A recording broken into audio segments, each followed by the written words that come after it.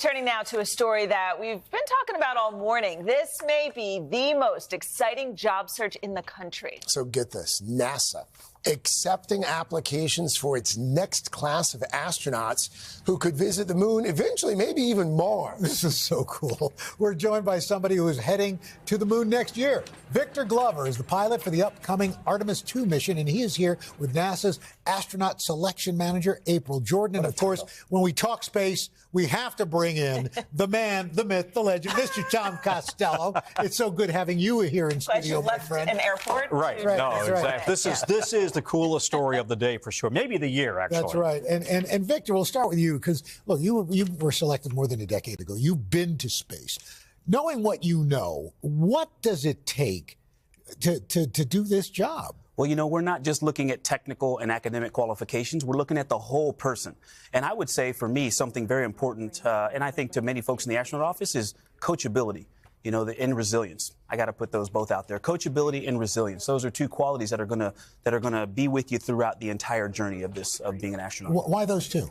The job is challenging. You've got to be comfortable being an ambassador of the entire space program, not just the human space flight element. We do technical things. There's series of meetings.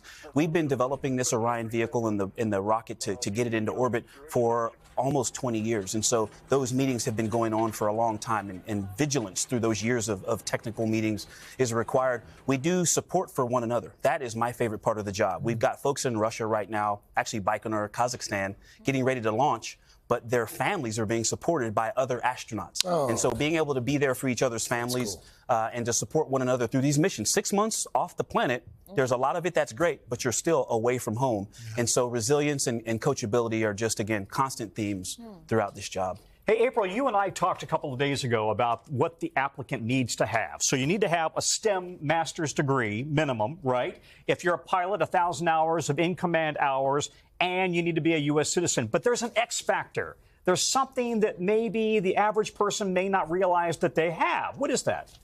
Yeah, and I think Victor was alluding to that, where your academic accomplishments are really important, your professional experience is important, but it's your whole person that you're bringing to this job. As he mentioned, spaceflight is just one part of it.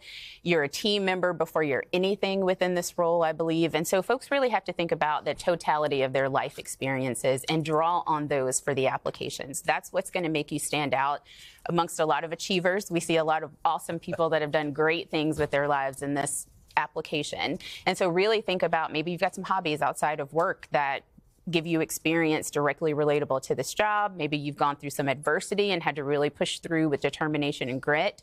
You have to bring that into your application to stand out here. And Victor, so, I mean, you've done this before. It is a risky job, but how important is it to rely on everyone else around you, too? I mean, you could do good at your job, but I'm sure teamwork.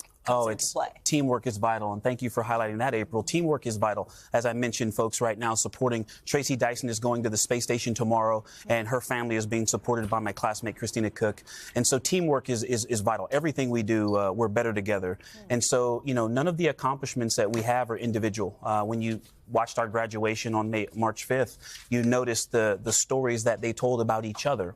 But also, that graduation ceremony was more to celebrate their families and their trainers, right? And so even outside of the astronaut office, that team support is vital. And we're just one facet, maybe a very visible part, but just one facet of a really big global team that supports human spaceflight. Right. Victor, your office is unlike the office that just about anybody else on Earth has ever had. Now you're going to go to the moon next year.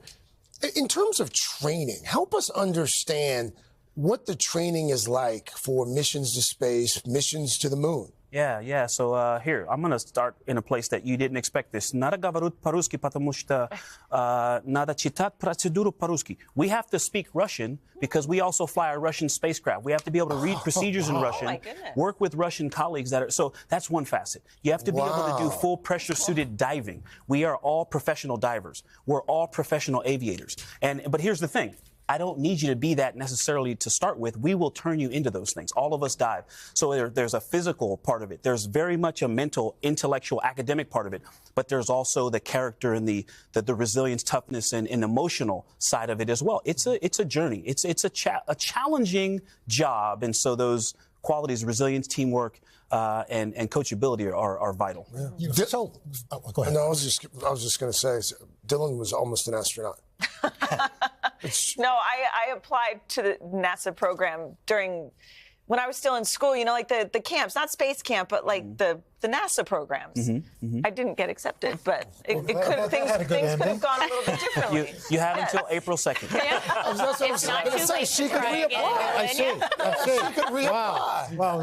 Really quickly, guys, why do we need still to be looking towards space and, to the planets and beyond? Yeah, well, for our astronauts, there's certainly a public service piece of this that comes into play. And so we're doing a lot of research and bringing things from space back here on Earth that impact our daily lives. There's lots of things that I think discoveries that happen in space that people don't even know that were discovered there that come back here. So there's a core of exploration for NASA that we need people to take on, and we need people to be passionate about that work that they're doing because it's important work. It's important research and science and human spaceflight experiments that we're doing. And so it's really important that people come in and have a love for what we're doing as an agency within this role. Can I end it with the NASA mission? I think that our mission, we get to be ambassadors of this mission. And NASA's mission is to explore the unknown in air and space, to innovate for the benefit of humanity, and to inspire the world through discovery.